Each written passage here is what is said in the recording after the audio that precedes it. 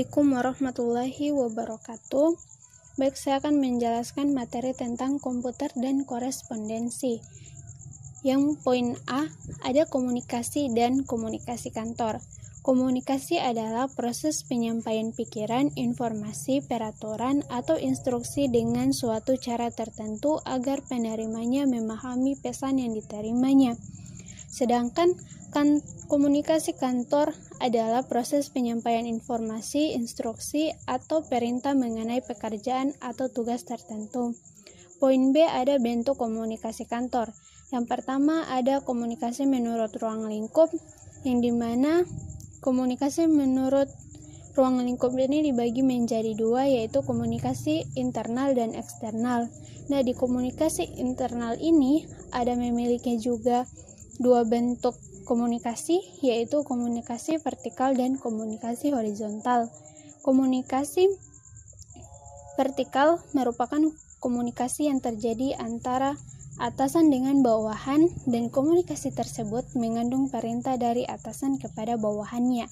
Nah, sedangkan komunikasi horizontal merupakan komunikasi dengan tingkat jenjang kurang lebih sederajat yang tidak mengandung perintah, tetapi bersifat mengirim informasi dalam rangka pelaksanaan pekerjaan kantor. Sedangkan komunikasi eksternal merupakan komunikasi yang dilakukan oleh para pegawai kantor dengan pihak lain di luar kantor. Selain komunikasi menurut ruang lingkup, ada juga komunikasi menurut cara penyampaian informasi. Bisa dilakukan dengan secara lisan maupun tulisan. Poin ketiga ada komunikasi menurut kelangsungan, yaitu dapat dilakukan secara langsung maupun tidak langsung. Selanjutnya ada komunikasi menurut perilaku, yang dimana komunikasi menurut perilaku ada tiga bagian, yaitu komunikasi formal. Komunikasi yang terjadi di antara anggota organisasi atau perusahaan yang tata caranya telah diatur dalam struktur organisasinya. Nah, sedangkan komunikasi informal itu merupakan komunikasi yang terjadi di dalam suatu organisasi atau perusahaan yang tidak ditentukan oleh struktur organisasi. Selanjutnya ada komunikasi nonformal, komunikasi yang terjadi antara komunikasi yang bersifat formal dan informal, yaitu komunikasi yang berhubungan dengan pelaksanaan tugas pekerjaan organisasi atau perusahaan dengan kegiatan yang bersifat pribadi anggota. Selanjutnya ada komunikasi menurut aliran informasi, yakni komunikasi satu arah dan komunikasi dua arah. Poin ketiga ada prinsip komunikasi kantor yang efektif. Pertama adalah respect. Hukum pertama yang terpenting dalam komunikasi yang efektif adalah sikap menghargai setiap individu yang jadi tujuan pesan yang akan kita sampaikan. Yang kedua adalah empati. Empati merupakan kemampuan kita untuk menetapkan diri sendiri pada situasi atau kondisi orang lain. Yang ketiga adalah didengarkan atau dimengerti dengan baik. Pesan yang kita sampaikan dapat diterima oleh penerima pesan. Yang keempat ada keterbukaan, yang dimana dalam berkomunikasi kita perlu bersikap terbuka sehingga dapat menimbulkan rasa percaya dari penerima pesan. Selanjutnya ada rendah hati, yang dimana sikap ini ada kaitannya dengan hukum pertama, yaitu membangun rasa menghargai orang lain. Poin D ada korespondensi. Korespondensi ialah istilah umum yang merujuk pada aktivitas penyampaian maksud melalui surat dari satu pihak ke pihak lain. Korespondensi juga dapat atas nama jabatan dalam suatu perusahaan atau organisasi atau nama perseorangan. Poin E ada pengetahuan masalah seputar korespondensi. Yang pertama adalah pengetahuan tentang bahasa surat, pengetahuan tentang penulisan surat, pengetahuan pengirim dan penerima surat. Poin F ada surat kantor, yang dimana surat kantor itu pada dasarnya surat adalah alat komunikasi jarak jauh antar manusia dengan mempergunakan bahasa tulis dan secerik kertas sebagai sarananya. Kedua, dengan kata lain, disebut bahwa surat adalah sarana untuk menyampaikan pikiran, isi hati, maksud, atau hendak pada orang lain melalui bahasa tulis dengan mempergunakan kertas sebagai sarananya. Yang ketiga, ada bukti historis, merupakan rekaman keadaan organisasi itu pada masa-masa tertentu sehingga dapat diketahui perubahan-perubahannya dan masa ke masa. Yang keempat, ada pedoman pelaksanaan pekerjaan. Pejabat instansi sering menggunakan surat sebagai pedoman pelaksanaan pekerjaan bagi para pegawai.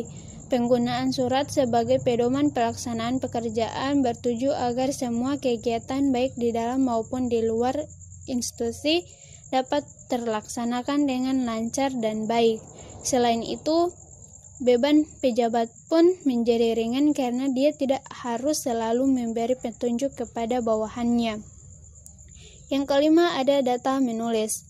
Data menulis ini karena keterbatasan waktu dan kesibukan yang tidak dapat dihindarkan, penulis sering menggunakan surat sebagai duta atau wakilnya untuk menyampaikan maksud atau keinginannya kepada pembaca. Bagian E, ada bagian-bagian surat. Bentuk surat ialah susunan letak bagian-bagian surat. Bagian-bagian tersebut meliputi kepala surat, nama tempat dan tanggal, lampiran, hal atau perihal, surat, alamat surat, salam pembuka, isi surat, salam penutup, dan tembok. Pengertian arsip dan kearsipan. Arsip adalah catatan rekaman kegiatan atau sumber informasi dengan berbagai macam bentuk yang dibuat oleh lembaga, organisasi maupun perseorangan dalam rangka pelaksanaan kegiatan. Sedangkan pengertian kearsipan adalah pengelolaan catatan rekaman kegiatan atau sumber informasi yang memiliki nilai kegunaan dengan teratur dan terencana, baik itu arsip yang dibuat maupun diterima. Selanjutnya ada fungsi dan tujuan kearsipan. Fungsi arsip membedakan adalah arsip dinamis yang dipergunakan secara langsung dalam perencanaan, pelaksanaan, penyelenggaraan kehidupan kebangsaan pada umumnya atau dipergunakan secara langsung dalam menyelenggarakan administrasi negara. Selanjutnya, kegunaan arsip yaitu ada arsip statis yang tidak dipergunakan secara langsung untuk perencanaan, penyelenggaraan kehidupan bangsa pada umumnya maupun untuk menyelenggarakan sehari-hari administrasi negara. Tujuan kearsipan. Tujuan kearsipan ialah untuk menjamin keselamatan bahan pertanggungjawaban nasional tentang perencanaan, pelaksanaan, penyelenggaraan kehidupan bangsa serta untuk menyediakan bahan pertanggungjawaban tersebut bagi kegiatan pemerintah. Poin selanjutnya ada jenis-jenis kearsipan.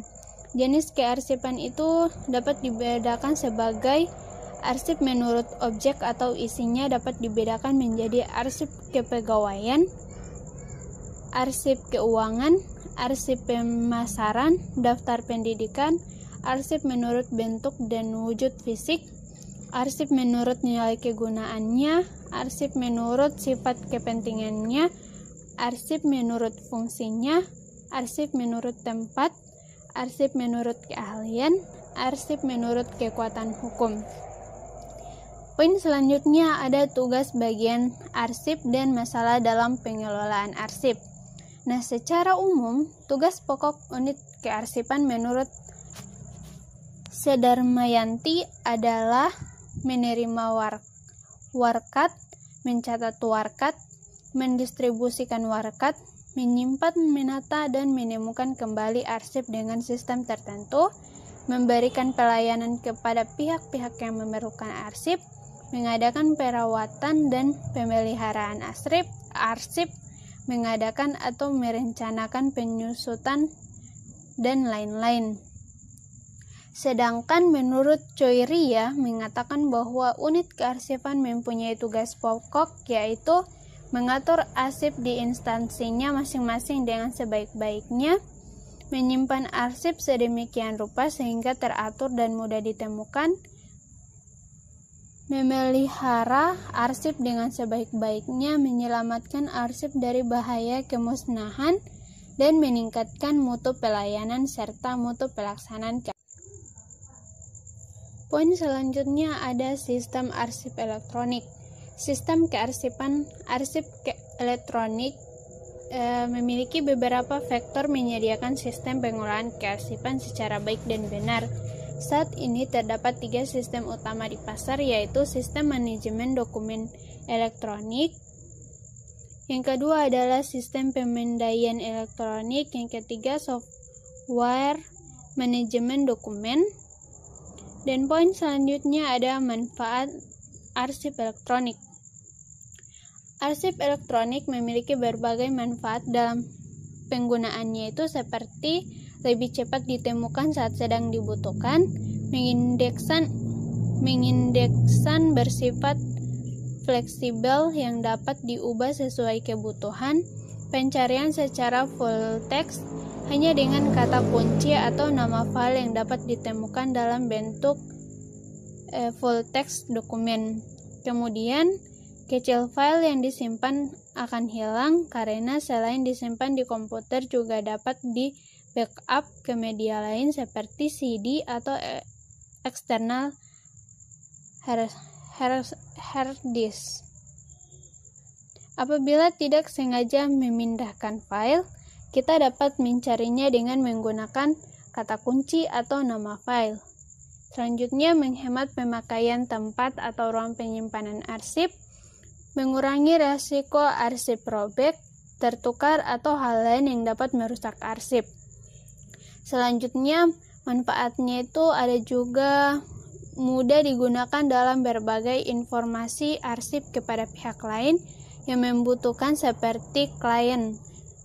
Lalu, meningkatkan keamanan arsip karena untuk mengakses hanya orang yang memiliki otorisasi saja. Mudah dalam merecovery data dibandingkan merecovery dokumen yang sudah rusak karena terbakar, kelalaian manusia, dan sebagainya. Pertama, pengertian teknologi.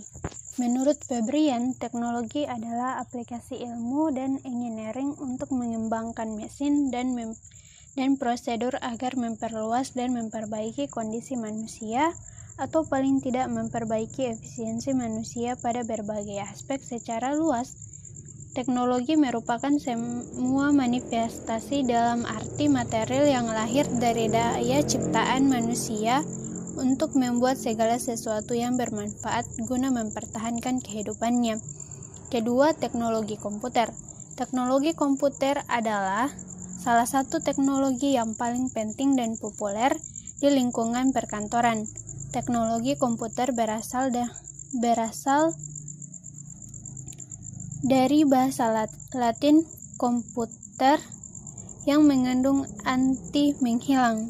Namun demikian, karena luasnya bidang garapan tentang komputer, para pakar memiliki pemahaman yang berbeda tentang teknologi dan komputer.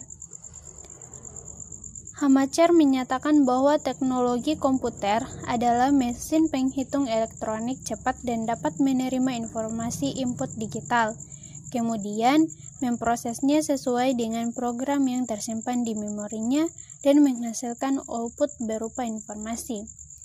Ketiga, ada teknologi informasi dan komunikasi. Pengertian teknologi informasi dan komunikasi adalah teknologi informasi merupakan suatu teknologi yang digunakan untuk mengolah data, termasuk memproses, mendapatkan, menyusun, menyimpan, atau memanipulasi data dengan berbagai cara untuk menghasilkan informasi yang berkualitas. Poin D ada yang keempat ada otomatis kantor. Otomatis kantor merupakan sebuah rencana untuk menggabungkan teknologi tinggi melalui perbaikan secara pelaksanaan pekerjaan demi meningkatkan produktivitas pekerjaan. Asal mula otomatis kantor di awal dari tahun 1960-an ketika IBM menciptakan istilah word processing untuk menjelaskan kegiatan divisi mesin titik listriknya. Bukti nyata, pada tahun 1964 ketika IBM memasarkan mesin yang disebut magnetic tape, yaitu mesin ketika yang dapat mengetik kata-kata yang telah direkam dalam pita magnetik secara otomatis. Poin kelima ada kantor virtual. Kantor virtual adalah sebuah ruangan yang berkolasi di dunia internet, tempat seseorang individu dapat menyelesaikan tugas-tugas yang diperlukan untuk melaksanakan bisnis profesional atau pribadi tanpa memiliki lokasi utama. Yang ketujuh ada pengaruh teknologi terhadap lingkungan perkantoran. Yang pertama adalah penghematan biaya untuk gaji karena berkurangnya pegawai yang dibutuhkan. 2. Harga teknologi baru ini relatif murah.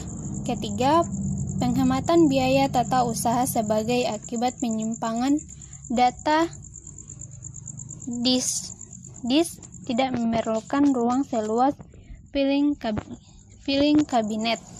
Keempat, untuk pengambilan keputusan, data dapat diperoleh, diproses, disimpan, dan dicari secara cepat. Yang kelima ada produktivitas meningkat secara cepat. Selanjutnya, manfaatnya adalah keluasan dalam bekerja karena adanya berbagai variasi peralatan untuk mencapai keperluan dan meningkatkan komunikasi antara para eksekutif secara individual dari kantornya. Selanjutnya ada aplikasi teknologi informasi oleh manajemen pada kantor. Dapat dilihat bagaimana aplikasi teknologi informasi dapat membackup beberapa pekerjaan kantor seperti 1. Pekerjaan penanganan surat dan pembuatan laporan. Dengan diciptanya mikrokomputer yang sekaligus dapat berfungsi sebagai word processor, maka dengan menggunakan komputer semacam ini menyelesaikan surat-surat dan laporan sangat dipermudah, cepat dan cermat. Selanjutnya, pekerjaan komunikasi perkantoran. Komunikasi dapat diartikan sebagai proses penyampaian pesan dari seseorang kepada orang lain melalui saluran. Komunikasi juga merupakan sarana yang menghubungkan orang-orang dalam organisasi untuk mencapai tujuan bersama. Selanjutnya ada mengirim surat. Setelah berkembangnya teknologi informasi yang diterapkan pada telekomunikasi, pengirim surat, terutama pengirim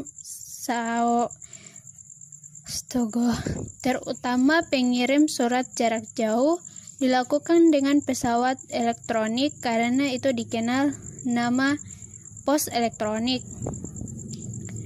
Selanjutnya ada tata laksana arsip.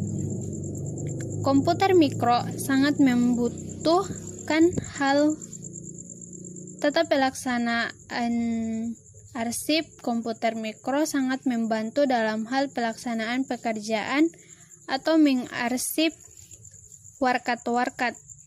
Arsip yang semula berupa tumpukan kertas dan disimpan di gadung arsip, sekarang arsip dapat disimpan di dalam aset-aset seperti CD dan flash disk. Dengan kemudian, penyimpanan arsip sekarang beralih kepada penyimpanan dan pemeliharaan yang memerlukan tempat jauh lebih sedikit daripada gudang arsip dalam bentuk